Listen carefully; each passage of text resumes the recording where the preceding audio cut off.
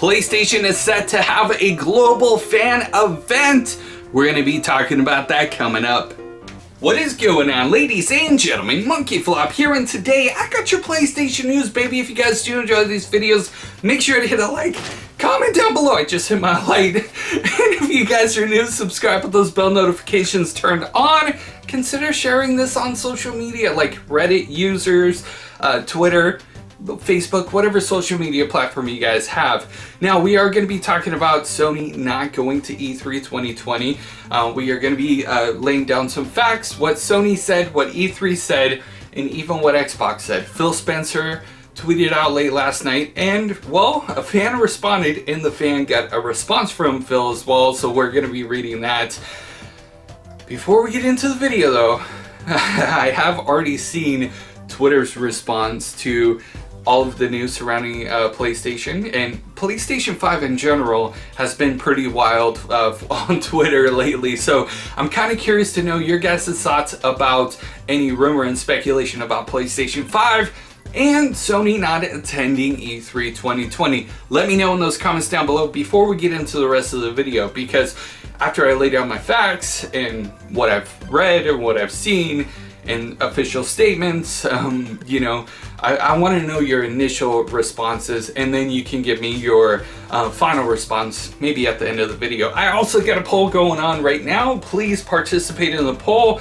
Really curious to see your guys' opinions about everything. Alright, so before we go any further, let's go ahead and hear what Sony's official spokesperson had to say about not attending E3 2020. And this is actually coming from an article on gamesindustry.biz. After thorough evaluation, SIE has decided not to participate in E3 2020, says a Sony Interactive Entertainment spokesperson. We have great respect for the ESA as an organization, but we do not feel the vision for E3 2020 is the right venue for what we are focused on this year.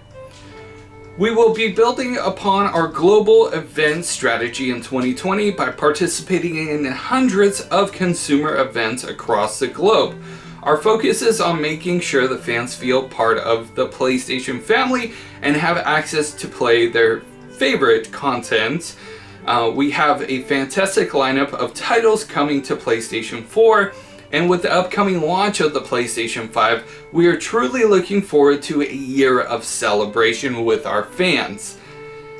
That's what Sony had to say. And well, it can't be left unsaid that E3 actually had a response as well, and this is what E3 had to say. In response to the news, an ESA spokesperson said, E3 is a signature event celebrating the video game industry and showcasing the people, the brands, the innovation, redefining entertainment loved by billions of people around the world. E3 2020 will be an exciting, high-energy show featuring new experiences, partners, exhibit space, activations, and programming that will entertain new and veteran attendees alike. Exhibitor interest in our new activations is gaining the attention of the brands that view E3 as a key opportunity to connect with the video game fans worldwide. Xbox's Phil Spencer had this to say on Twitter: "Our team is hard at work at E3. We look forward to sharing with all who love to play what's ahead for us. Our form has consistently been propelled by the cross-selection of creativity and technology. 2020 is a milestone year in that journey for Team Xbox." xCloud Tim Dog on Twitter actually responded to Phil Spencer saying this: "Thanks for caring for the fans and always having these shows, no matter what." Phil Spencer responded to the fans saying that the fans are an amazing part of E3 every year, and for me and the team, respecting and talking with the fans is such a special part of the show each year. Alright, so let's go ahead and talk about Sony opting out of going to E3 and instead having a PlayStation global fan event, or Experience PlayStation. It's pretty wild, to be honest with you guys. You know, whoever thought of this though was an absolute genius and should go down in the history books. But I will say this, before you call me a Sony pony, oh my gosh, he's on Sony PlayStation side. Well, duh, I'm a PlayStation channel. I love PlayStation. I play other consoles as well, but PlayStation's my bae, okay? But I will say this. Sony, you better deliver on these fan events, otherwise it's going to be an epic fail, and you will definitely go down in the history books. To be completely honest with you guys. Now, if we think about it, the way that information is shared these days, especially with advertising video games and new technology, is a lot different than back in the day. Back in the day, E3 served a purpose. Now it's turning into a fan event rather than electronics art show and exhibit, which is cool. It's definitely really cool. I definitely dig it. But E3 honestly was kind of dead last year. Without Sony and PlayStation being there, I'm pretty sure E3 wasn't completely prepared for it last year, and they're probably a lot more prepared for it this year than ever before. We'll have to wait and see how this E3 goes to start declaring if E3 is dead. We've seen a lot of stuff on Twitter already, speculation about E3, speculation about PlayStation and Xbox and PlayStation 5 and all that stuff. That's why I asked you at the beginning of the video to share your guys' thoughts and opinions about all of that stuff. But if we think about it, Sony didn't go to E3 2019, saved reportedly $40 million. Let's say this year they save another $40 million. That's $80 million for fan events. That's why I say you better deliver on these fan events, because if not, people are going to be really upset you didn't go to E3. You need to have new exclusive games that have never been released, most anticipated games that are going to be released within this year or next year, playable at your fan events, and show off some sort of like PlayStation 5 stuff. If you do that, I'm pretty sure it's going to be a really good time for a lot of people. And if you think about it, how many people can actually afford to travel to Los Angeles and pay for a ticket to get into E3? It's a lot of money.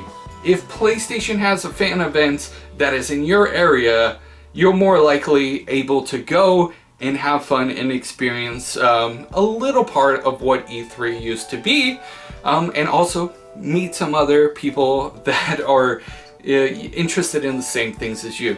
So, like, if, for example, like PlayStation experience that happened in Anaheim, I went to it. It was absolutely amazing. I loved every minute of it.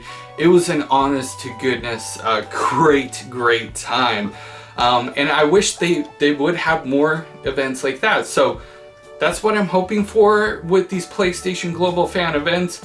I'm not sure if it's going to be that large of a scale, but if you do it in large major cities across the globe, you definitely do need to have at least a decent venue for it. So, is E3 dead?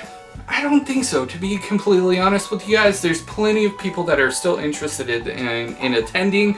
We're gonna have to see how this year goes though. I did mention that Xbox's Phil Spencer made that statement on Twitter, and he's made it late last night, but I wanted to actually feature that in this video because a lot of people are speculating, oh, this is Xbox's shot at PlayStation. This is their dig at PlayStation for not attending. In my opinion, Phil Spencer initially created that tweet to let everybody know, like, hey, Xbox is going to be at E3, no worries with that.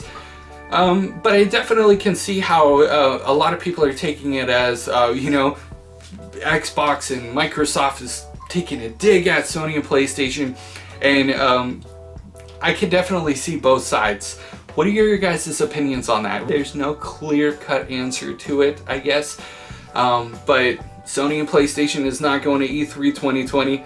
I'm still kind of upset by it, but at the same time, I'm optimistic and I'm hopeful that these fan events will be a lot better of an experience than E3. Because if you look back at E3, anything that was worth your attention and your time, or anything you really wanted to play or check out, it was hours upon hours of waiting. Borderlands 3 at E3 2020 was a massive thing, and the wait time for that was like 2 to 3 hours to play a 10 to 15 minute demo. There was a lot of other places that had long wait times. Nintendo is notorious for long wait times. You could wait for anywhere from 3 to 5 hours to play a single demo on the showroom floor with Nintendo. That's a big thing too.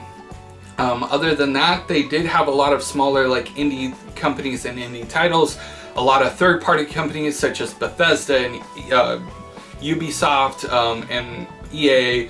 They all had a big portion of E3 where they had fan experiences, photo opportunities, some characters that roamed around the area and stuff like that. So E3, I'm not really worried about E3 right now, and it's not honestly time to declare E3 is dead, because it's not. I'm looking forward to going to E3. I'm just gonna be sad that Sony and PlayStation's not there. So thank you guys so much for hearing me out, my thoughts and my opinions.